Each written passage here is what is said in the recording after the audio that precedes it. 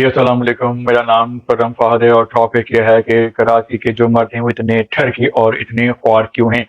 کیونکہ یکم اگست کو کراچی کا علاقہ ہے سمنا آباد، یہاں پہ ایک اور واقعہ پیش آیا ہے جہاں پہ ایک خاتون برقع پوش جا رہی تھی کہ پیچھے سے ایک موٹر سائیکل والا آیا اور ایک غلیظ اور واہیات اور بیہودہ حرکت کر کے گیا۔ خاتون نے شور مچا دیا، لیکن چونکہ وہ جو کرمنل ہے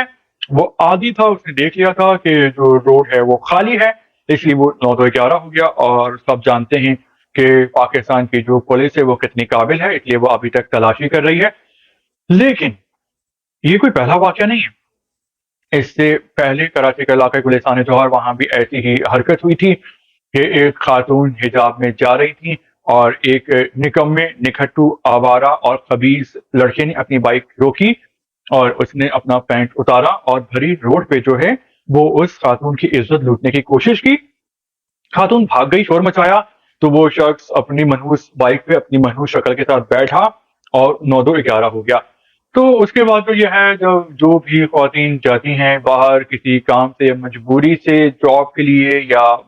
بچوں کو اسکول لینے چھوڑنے یا اس طرح کے اور بھی بہت کام ہوتے ہیں، تو ایک دل میں خوف آتا ہے کہ یہ سامنے سے جو لوگ آ رہے ہیں کھڑے ہیں وہ پتہ نہیں کون ہے، کہ وہ بھی تو اسی نیت سے نہیں کھڑے۔ تو جو امن و امان کی جو فضا ہوتی ہے علاقے میں اور ملک میں وہ بہت خراب ہو جاتی ہے۔ تو یہ دوسرا واقعہ پیش آیا ہے اور یہ آخری نہیں ہے، اس سے پہلے بھی اس طرح کے واقعات ہوتے رہے ہیں اور اس کے بعد بھی ہوتے رہیں گے، کیونکہ جو ہماری پولیس ہے وہ کافی ڈھیلی ہے اور وہ اس قسم کی جو وارداتیوں کو، نوسربازوں کو پکڑنے میں اکثر جو ہے وہ ناکام ہوتی ہے۔ لیکن یہ صرف کراچی کی بات نہیں ہے، بلکہ پورے پاکستان میں ہی جو ہے وہ جو ہیں وہ لوگ جو ہیں، آدمی جو ہیں وہ کافی زیادہ ٹھڑکی ہیں اور پوری دنیا جو ہے وہ اس بات کی شکایت کرتی ہے اور اس کی بھی وجوہات ہیں، کیونکہ جو پوری دنیا میں انفرادی آزادی ہوتی ہے وہ پاکستان میں انفرادی آزادی نہیں ہے۔ جو 70s کی جو رہائی ہے اس سے پہلے کا جو پاکستان ہے اس میں ایسی انتہا پسندی اور شدت پسندی نہیں تھی، نفرتیں نہیں تھی، انفرادی آزادی تھی۔ پھر ایک جنرل ضیاء الحق صاحب تشریف لائے، انہوں نے حدود آرڈیننس نافذ کر دیا،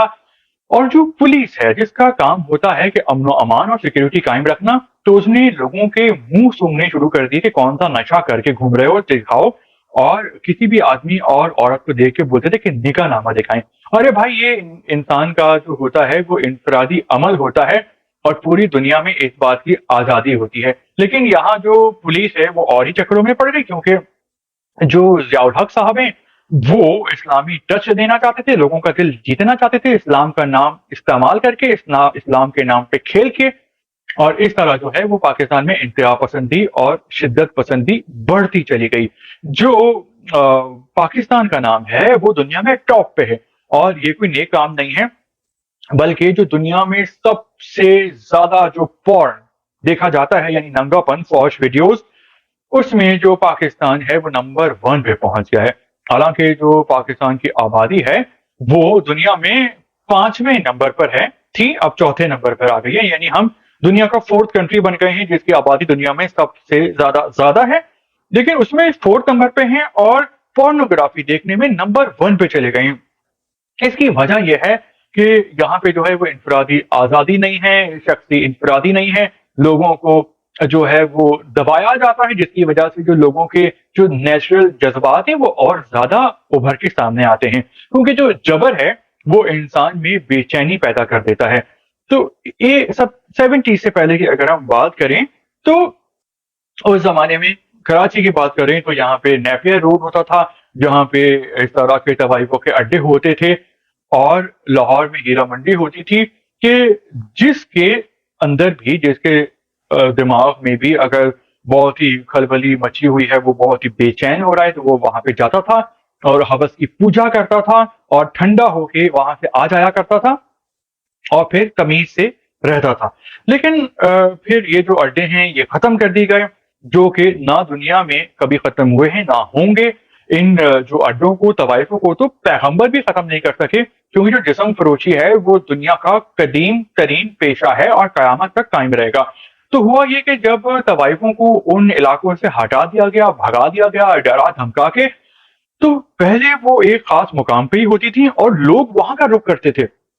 جب ان کو وہاں سے بھگایا گیا تو وہ سارے شہر میں اور پورے ملک میں پھیل گئی، اور اب جو رہائشی علاقوں میں ہیں وہاں بھی جگہ جگہ جسم فروشی کے اڈے ہیں اور وہاں پہ ماحول خراب ہوتا ہے۔ تو یہ سب کچھ کیا گیا اسلامی ٹچ کے نام پہ، اسلام کے نام پہ یہ گھناؤنا کھیل کھیلا گیا، جس کے بعد جو ہے وہ اس طرح کے ریپ ہو گئے، اور جو بچوں کے ساتھ گندے کام کرنا ہو گیا وہ اور زیادہ پاکستان میں پھیل گیا۔ پاکستان میں جو ہیں وہ ہم آئے دن خبریں سنتے ہیں کہ چھوٹے بچوں کا، معصوم بچوں کا، جن کو دیکھ کے پیار آتا ہے، رحم آتا ہے، جن کو دیکھ کر